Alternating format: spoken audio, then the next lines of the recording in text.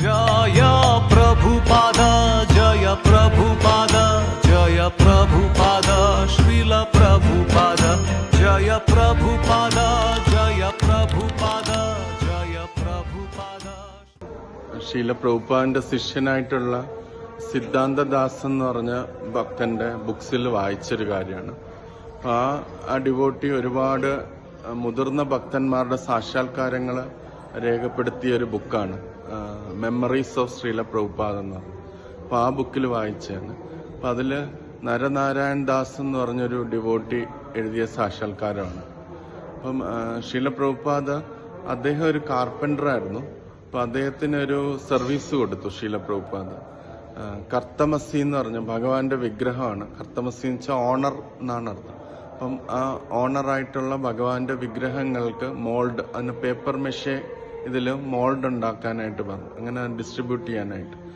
അങ്ങനെ അന്ന് ആ സമയത്ത് ഈ പ്രസ്ഥാനത്തിൽ 18 ടെമ്പിൾസ് ആണ് ഉണ്ടായിരുന്നത്. അപ്പോൾ അദ്ദേഹത്തിനോട് നരനാരായണ പ്രഭുവിനോട് ഇത് പറഞ്ഞപ്പം അദ്ദേഹം 18 മോൾഡ് ഉണ്ടാക്കി. അപ്പോൾ അദ്ദേഹത്തിന്റെ ജോലി തീർന്നതായിട്ട് പറഞ്ഞു. പിന്നെ ശീല പ്രഭുപാദ് പറഞ്ഞു, അങ്ങനെയല്ല, നമ്മൾ ഈ 18 ടെമ്പിൾസിന് വേണ്ടിയല്ല ചെയ്യുന്നത്. നമ്മൾ ഈ ലോകത്തിലെമ്പാടുമുള്ള എല്ലാവരുടെ കയ്യിലും ഭഗവാന്റെ ഒരു വിഗ്രഹം എത്തുക എന്നുള്ളതാണ്. ഭഗവാൻ അവിടെ വീട്ടിലുണ്ടെങ്കിൽ അത് നമ്മുടെ ഈ പ്രസ്ഥാനത്തിന്റെ ഒരു ഗ്ലോറിയസ് സക്സസ് ആണ് എന്നുള്ള രീതിയിൽ അദ്ദേഹം പറഞ്ഞു.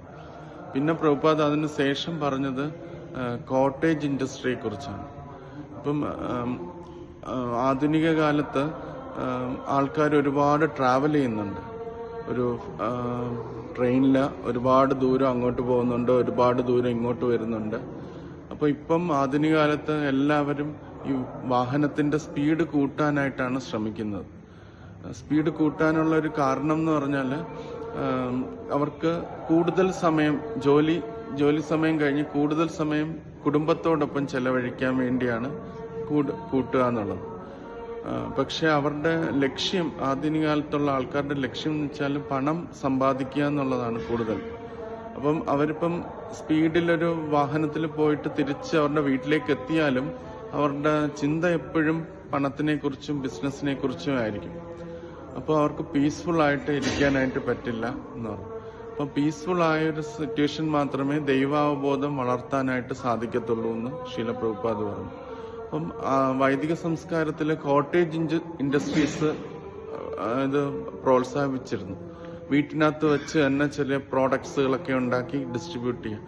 അപ്പം അത് എന്തുകൊണ്ടാണെന്ന് വെച്ചാൽ വീട്ടിൽ ഹസ്ബൻഡും വൈഫും കുട്ടികളും ഒക്കെ അവർ ഒരു സാധനം ഉണ്ടാക്കുകയാണെങ്കിൽ ഓരോരുത്തരും ഓരോ പാർട്ട് ഉണ്ടാക്കുന്നതിൽ എക്സ്പേർട്ടായിരിക്കും. അങ്ങനെ എല്ലാവരും കൂടെ ഒരു പാർട്ട് ഇതുണ്ടാക്കിയിട്ട് അവർക്കത് പുറത്തു കൊടുത്ത് ചെയ്യാൻ പറ്റും. അപ്പം ആ ജോലി ചെയ്യുന്ന സമയവും അവരെല്ലാം കുടുംബത്തിനോടൊപ്പം ആയിരിക്കും. ബാക്കിയുള്ള വളരെ കുറച്ച് സമയം ജോലിക്ക് ആവശ്യം വരുള്ളൂ. ബാക്കിയുള്ള സമയവും അവർ കുടുംബത്തിൽ ഒരുമിച്ചായിരിക്കും.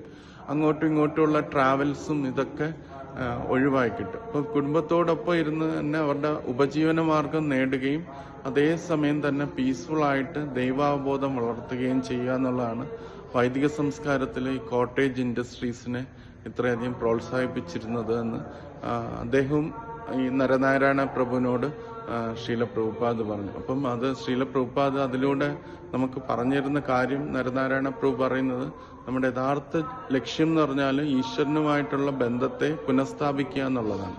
അപ്പം അത് മറന്ന് പണത്തിന്റെ ഇതാകുമ്പം നമ്മൾ സമയത്തിനെയൊക്കെ യൂസ് ചെയ്യുന്നത് അതിനു വേണ്ടിയായിരിക്കും. പക്ഷെ യഥാർത്ഥത്തിൽ വൈദിക സംസ്കാരത്തിൽ സമയത്തിനെ സേവ് ചെയ്യുന്നത് ഭഗവാനെ കുറിച്ച് ഓർക്കാനും ഭഗവാനുമായിട്ടുള്ള ബന്ധം പുനഃസ്ഥാപിക്കാനും വേണ്ടിയാണെന്ന് ഈ ഒരു ഉദാഹരണത്തിലൂടെ ശീല പ്രഭുപാദ് നരനാരായണ പ്രഭുവിന് പറഞ്ഞു.